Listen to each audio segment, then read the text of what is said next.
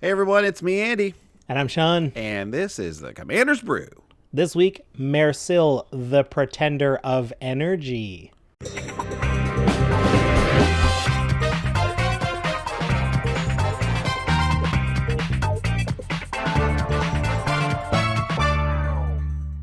Hey YouTube, thanks for watching the Commander's Brew. If you like what you're seeing, you know what to do. Hitting subscribe, leaving us a comment is super helpful. If you want to check us out at Patreon, patreon.com/commandersbrew, you can help make the show yourself, quite literally, with your donations, but also with your suggestions on our Discord server.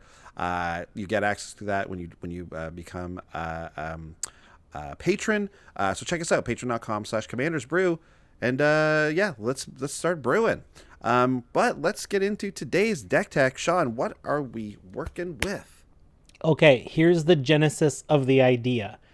I was looking at Mairsil, the pretender. We remember this human wizard who's a 4/4, 1 blue, black, red. This is a Grixis commander. When Mairsil enters the battlefield, you may exile an artifact or creature from your hand or your graveyard and put a cage counter on it. Put something in the cage. Then Mairsil has all the activated abilities of all cards you own in exile with cage counters on them. You may activate each of those abilities only once each turn.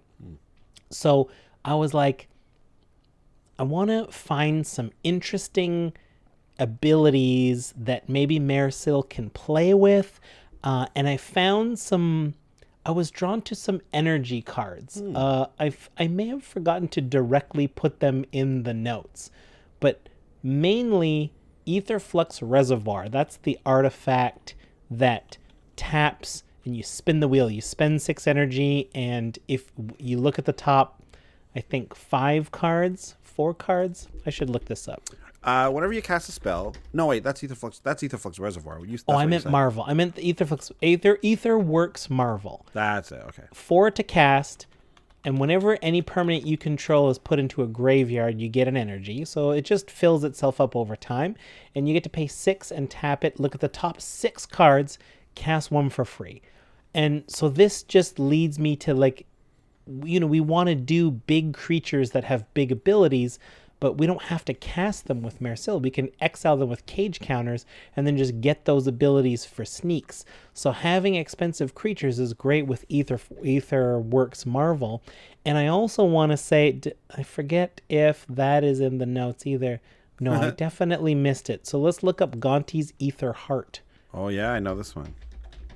So Gonti's Ether Heart is another energy card. It costs 6 to cast, and whenever it or another artifact enters the battlefield, you get 2 energy. So now we're getting energy when artifacts enter and when permanents leave, if we have the combo.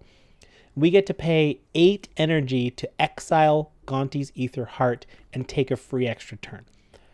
We're not intending to do that with the actual heart, but if we can get Mairsil as a heart as well, and we have a good energy generation going, we can just take extra turns by exiling Mairsil, but putting them back in the command zone. And if we can cast them again, we can just keep doing that as long as we have energy, because you can always get Mairsil back. And each time Mairsil comes back, we can cage a new thing and get new things going with it.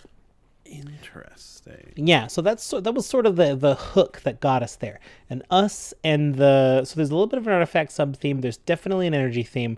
We had a lot of fun with it in the Discord. I cannot wait to get some anatomies. Working on a Meat.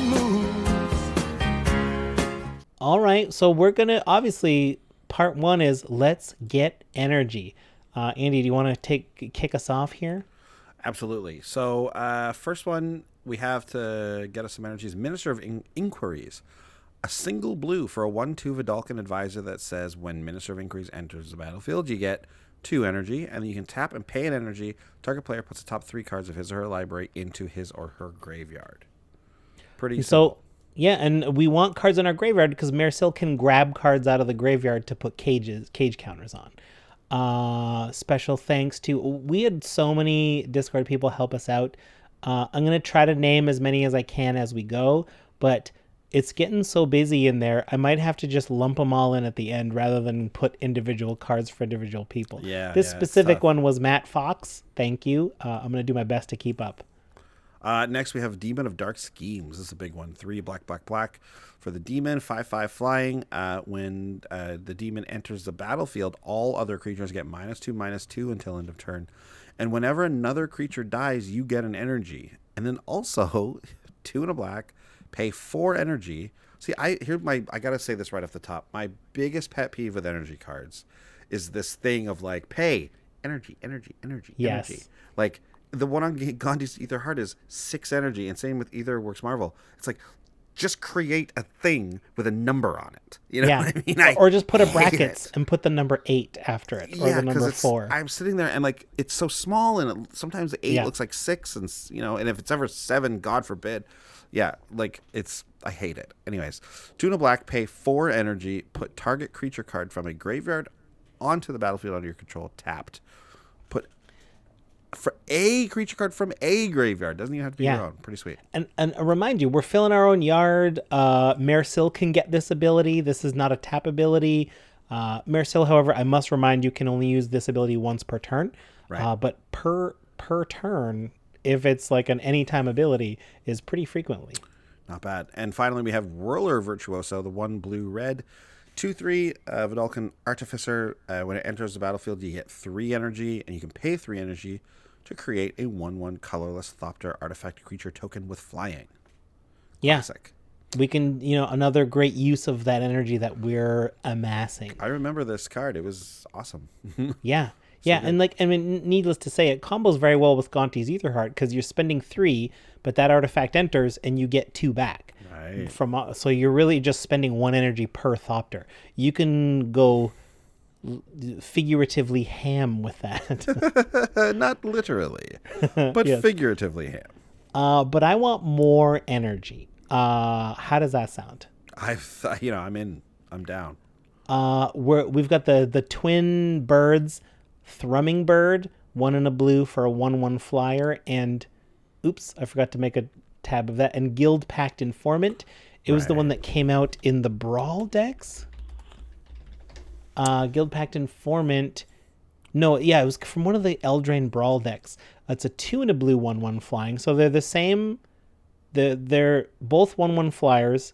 Informant costs 1 more than Throwing Bird. They both deal combat damage and proliferate.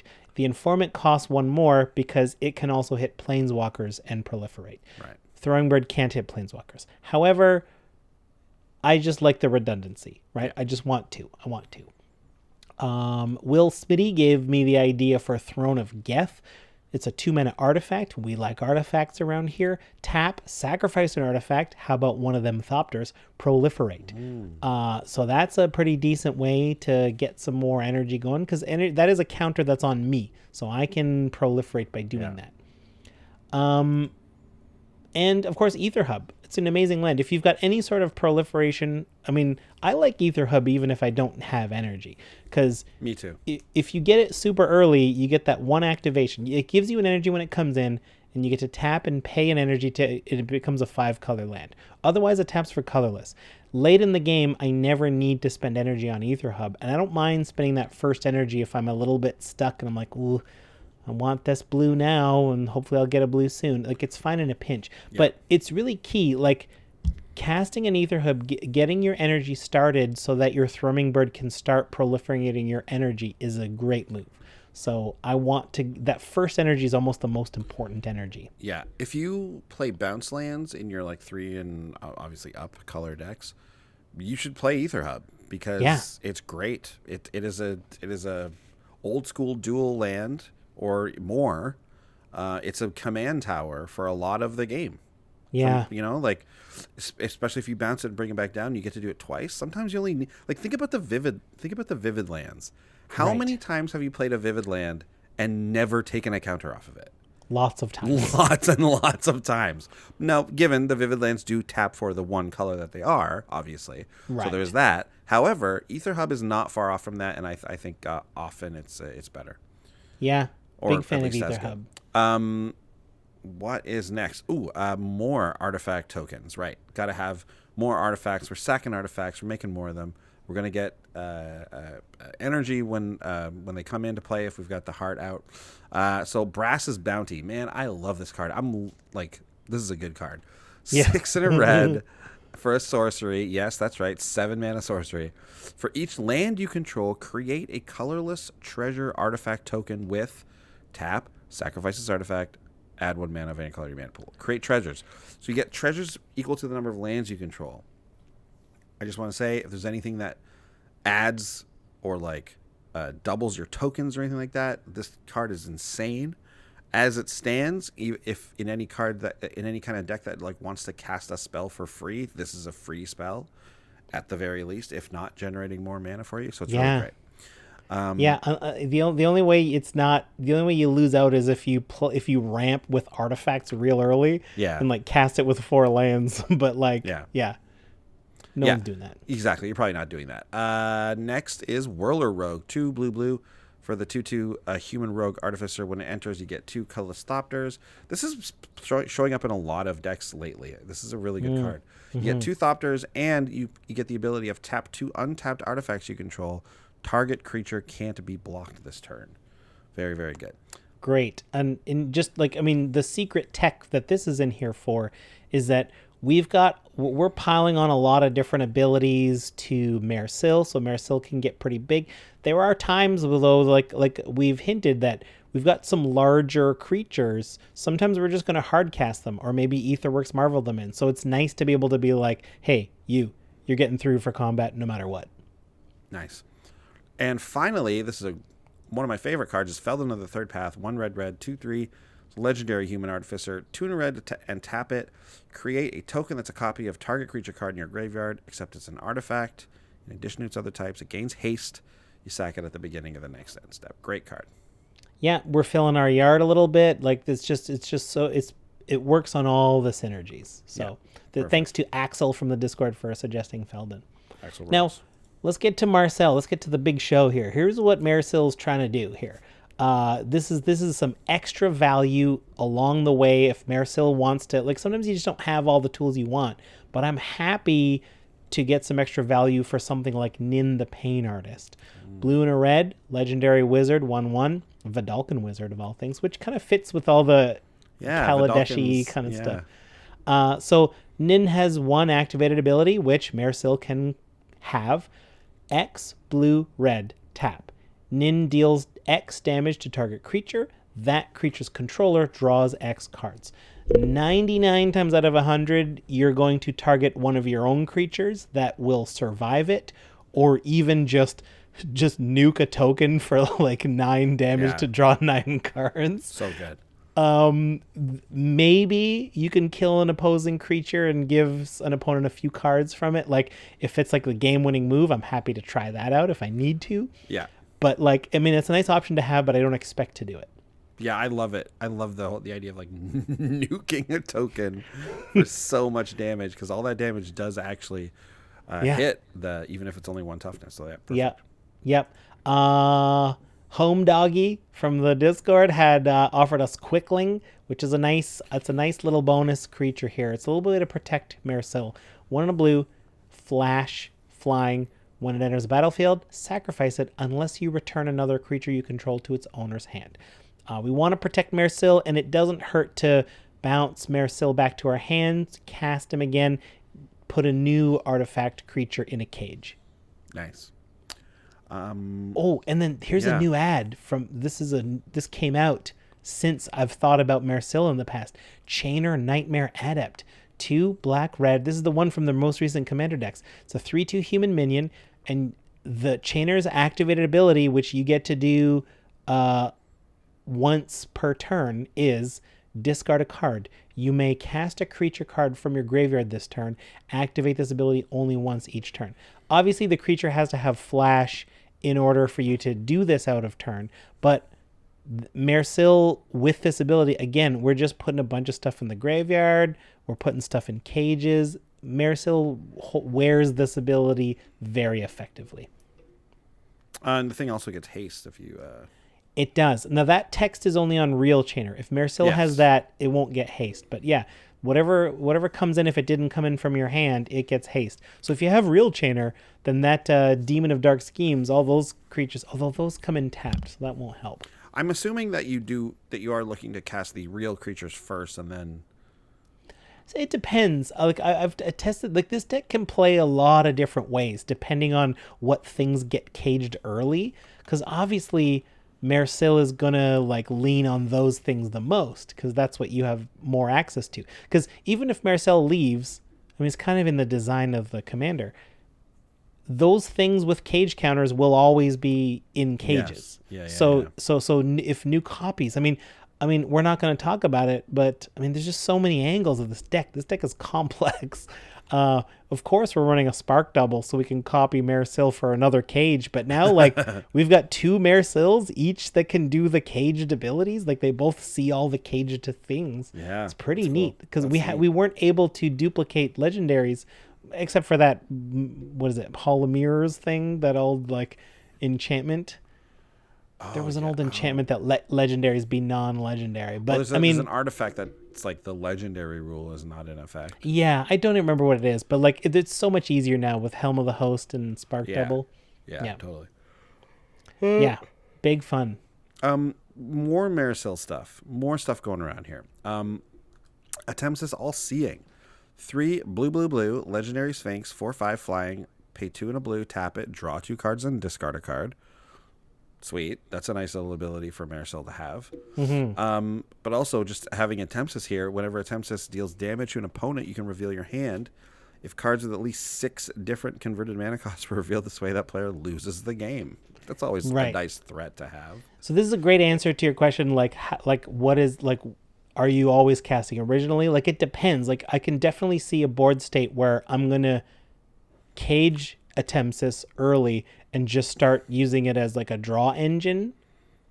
But if it's later in the game, I'm like, ooh, I'm going to try to take advantage of Marisol for real and make a player lose. Maybe Whirler Rogue will make Attempts unblockable.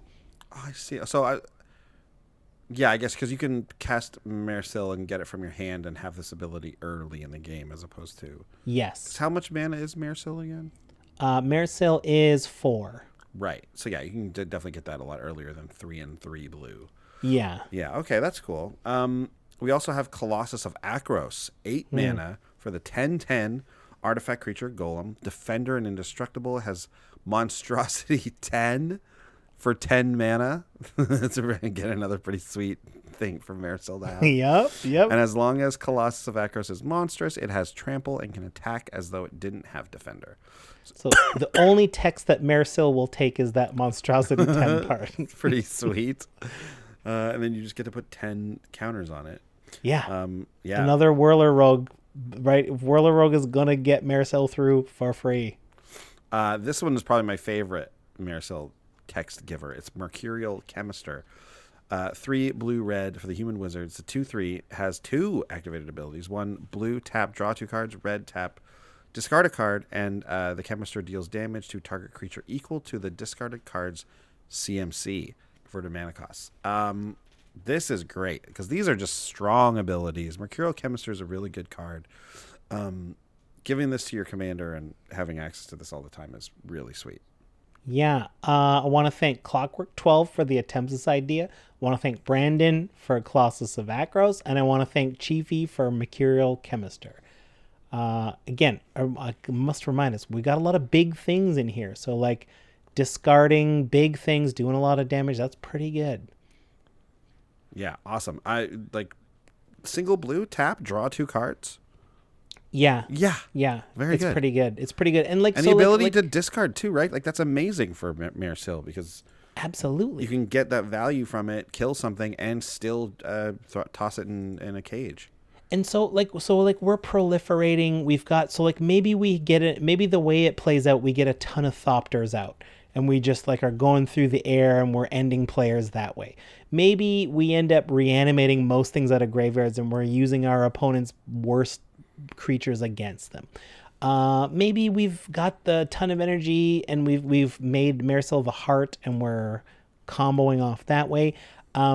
of course, we have Marionette Master in here. So as artifacts are dying, we're doing damage. And like Marionette Master in a proliferate strategy, the bigger their power, the more damage they do anytime an artifact goes to the graveyard on a board. So like there's so many different lines to go with this. You have to kind of like see what the cards bring you. Yeah, definitely. Wow, that's really cool.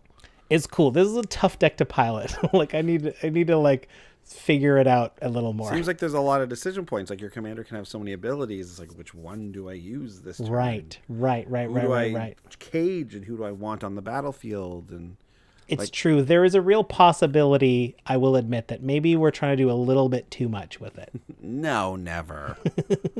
We never do that with any of our decks. No, it's true. Never. Okay, well, were there any surprises or discoveries for this one? There was. I want to shout out Clockwork 12 again for Tortured Existence. I don't remember ever thinking of this card before. It's a single black enchantment. It's like less than $1 from Stronghold, and it has one activated ability. Black. Choose and discard... Sorry, I'll read the Oracle text. Yeah. Black. Discard a creature card. Return target creature card from your graveyard to your hand. It just trades cards from your graveyard to your hand. Wow. Which is great. Yeah. So for Mairsil, Mairsil doesn't care if they're in your hand or your graveyard, but sometimes we just want to cast them again. Maybe they've died and we wanted to cast them again. That's really cool. Yeah. I like that.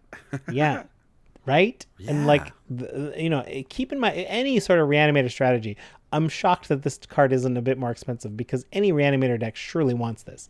I'm going to toss my huge creature in the graveyard and get back like a little dork that does something. Yeah, that's really good. Or vice versa for that matter. Yeah. You toss the dork, get a big guy. Yeah. Dorks for bigs. Dorks for bigs. And then this is so Matt Fox coming in with maybe the greatest Mairsil discovery since Mairsil was printed, in my opinion.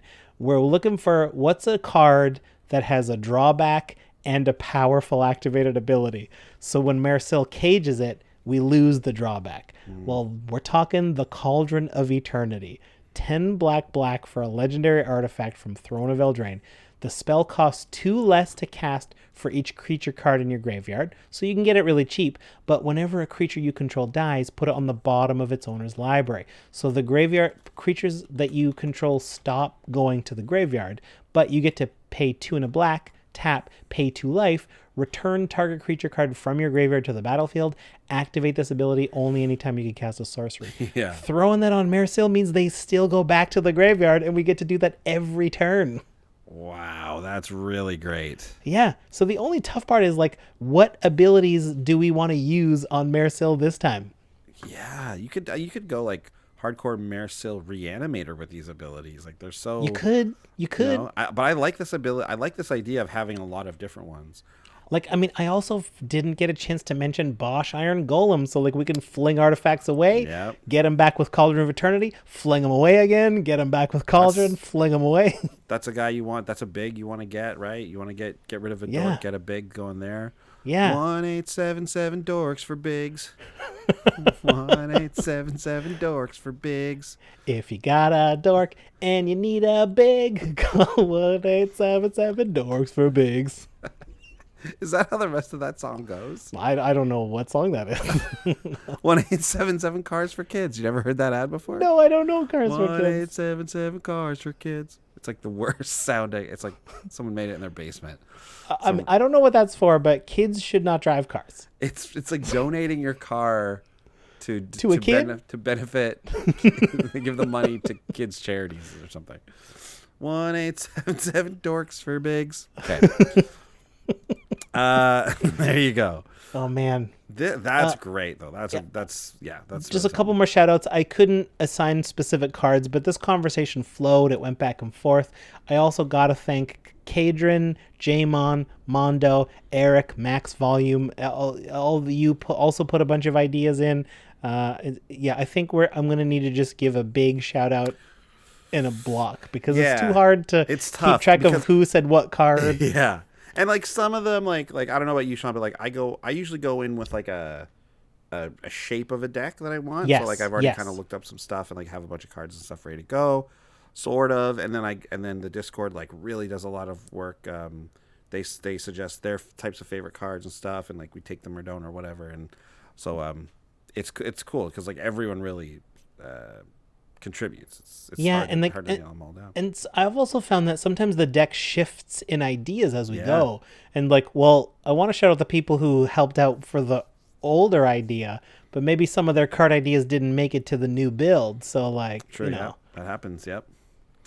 But anyways, thanks for getting in there anyways, gang, because it is a lot of fun. It's really fun. It's like I want to like like I almost feel like I wanted another like few days, because like I feel like this deck could have shifted a few more times. Like at some point, it's like I gotta put a list together. Yeah, we have to stop. Well, we've thanked our Discord helpers, which means it is now time for the budget report. We take all of the cards, put them in a cage, and take the abilities of them. But we can only spend them once per turn. I mean, that's a limitation, but we do take those abilities, so that's pretty sweet. How much are we looking for this one? So I whipped up a list on TCGplayer. You can find the link in the show notes. That's anything you buy, go clicking through that link gives us a little slice. That's so please, if you're buying cards anyway from this deck or otherwise, check it out. But on that this list comes in on their low at $38. Wow, 38 for the low. Very That's cheap. Pretty good, yeah. The market price, if you're getting like good quality, cards in good condition, you're looking at $106. All right, still not bad though. Not bad. The most expensive card in the deck is Helm of the Host. I hinted at it earlier. It's really fun to, like, we've got a lot of abilities going around. Like some creatures spend energy, but they don't tap, so that doesn't matter. But getting Mairsil in a Helm of the Host, each Mairsil gets to cage a new thing, and all those tap abilities, now they all get to tap to do the abilities. So like, well, one taps to do the chemistry, draw 2 cards, but another one taps to reanimate a creature, and another one taps to do this. Awesome. Yeah, that's $7. That's the most expensive card. Wow, that's getting up there, yeah. Next is Thran Dynamo, just a classic mana rock, 4 mana for the artifact to add 3 colorless mana. So that one's getting up around $5. Yeah. And then Sol Ring also $4, man. But whenever Sol Ring makes the list, we kind of don't count it, and we move on to the next most expensive, which is Doom Whisperer. 3 black for a 6/6 flying trample, and the activated ability here is pay 2 life, surveil 2. This is like surveilling means look at the top 2 cards. Well, in this case, surveil 2. You're going to look at the top 2, and you can put them back on top in any order, or put one or both in the graveyard. Up to you. We love stuff in the graveyard. I'm happy to do that. This is an ability that if Marisol cages, we can use every turn on other people's turns. You can't use it a bunch in a row, but once per turn on an ability like this makes a lot of sense. Until the top 2 cards are where you like them, then you'll obviously you won't use it again. Nice. Yeah. Great. Favorite card time. Let's talk fave cards. Andy, what is your fave? This is one that I didn't know until this deck, I think. Okay. Oh no, that's not true. I didn't know this one. My bad. Xiaoku Endbringer. I didn't realize. I didn't remember that that's the name of this card. 5 black for the 5/5. It is an old one. It's a legendary vampire, flying. Xiaoku Endbringer can't attack if there's another creature on the battlefield, and at the beginning of your upkeep, you'll lose 3 life. Activated ability though: tap, exile target creature, and put a +1/+1 counter on Xiaoku. I've seen this card before in. Now that I'm thinking about it, I think it was someone's Mairsil deck. Oh, it must have been. It's the perfect card for Mairsil. Because it takes away all the drawbacks and only gives you a powerful benefit. Yeah, an excellent ability. Yeah, something like that where it was using activated abilities. Exactly. That's exactly why I like this card so much. I remember seeing this card like in the early days of making the show and being like, why would I ever use this card? This card's terrible. Can't attack. You're losing life. It's not going to happen. But here we are.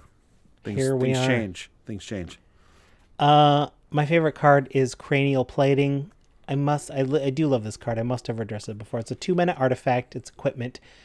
Equipped creature gets +1/+1 for each artifact you control. That can be very large in a deck like this. Black. Attach cranial plating to target creature you control. That's an ability that is not equip. So you can do that at instant speed. That's why I love this card. And it equips the hard way for 1. So, that's a good one. I mean, Whirler Rogue is like another use is just like, okay, my commander is unblockable and it's got +10 power because of cranial plating. You're dead from commander damage. You're dead. You can also tap the cranial plating. You don't even have to tap one of the Whirler Rogue's Thopters, because if you tap the equipment, it can still be attached. That's right. And like if we've got like 6 or 7 Thopters going, I'm happy to send them all in. And as long as one gets through, I'll just make sure that's the one wearing the plating. You can't chump against it. Yeah, it's tough to lock down because of that. Yeah. It's great. Ooh, I like Fun this deck. Very cool. Very cool. Yeah, I need to like test it a little bit more. I need to like get familiar with it a bit better. It like if there is a downside, it might be that there's a lot going on, but I personally don't think that that's a downside. It's just like it might it's almost like focus. Like you could focus more on the energy part of it, I guess, or like one specific part of it, and then bring in some of those other bonuses. But I think that's kind of what you've done here. Like judging by this list, like that looks exactly like what is happening. So like I think you're fine. I think this is good. I think so too. We could have talked about so many more cards. There just isn't enough time in an episode. But like, there's a little enchantment that when an artifact comes in, you can pay 1 to get 2 energy, and you can later sack it to draw 3 cards, or we can just have it be your energy engine. There's a little whale that just gives you energy every upkeep, but you can spend a bunch of energy to bounce it back to your hand. So it's like, okay, great. Mairsil loves bouncing himself back to your hand, right? Like, there's so many ways to go. Yeah, there's a lot of fun energy cards. It's interesting, I wonder if we'll see the return. I mean, I know they liked energy as a mechanic, but we also saw that it was like not broken, but it was like, it was a bit broken. I want to say problematic, as an ability. It seemed like there was a lot of like broken things going on around it. So maybe too easily abused. Yeah, too easily abused, which is a shame, because in Commander, it's like it's just right. You know what I mean? Like there's no like it's not that overpowered in Commander. But for Standard it was. And even and obviously it's shown that through other formats it's not too powerful either. So like maybe it is something that they're willing to bring back and be like, okay, well maybe Standard's just kind of energy filled for a while, I hope like, so. I hope so. I hope so too, because I think it is a good mechanic for our format, and yeah, that's all that matters to me. Peace. Very good deck, Sean. Very good stuff. Thanks. If anyone is looking to build this deck, you want to buy the cards from this deck, check out TCGplayer. You can use our referral link. Again, on YouTube, it is it is below the video. On the audio show, it's just in the show notes. You can check it out and go directly there. Use that link. Buy any cards. You don't even have to buy the ones from the deck. Just click on that one and then buy your cards from TCG. Give us a little bit of a kickback there. If you're in Canada, however, get a direct discount with our coupon code and shop at Wizard Tower. And that is the best way to get it if you're living here. Thanks again for everyone for watching this week and listening. We will see you all again next time. See you then. Bye. Bye. Thanks for watching. If you love what we're doing, consider supporting the show by going to patreon.com/commandersbrew. And if you want to get any of the cards from our deck list, go to our TCGplayer affiliate link below. That helps us out too. And for a free way to help us out, consider sharing the show with some friends. Like and subscribe, add a comment or two. See you later. Bye.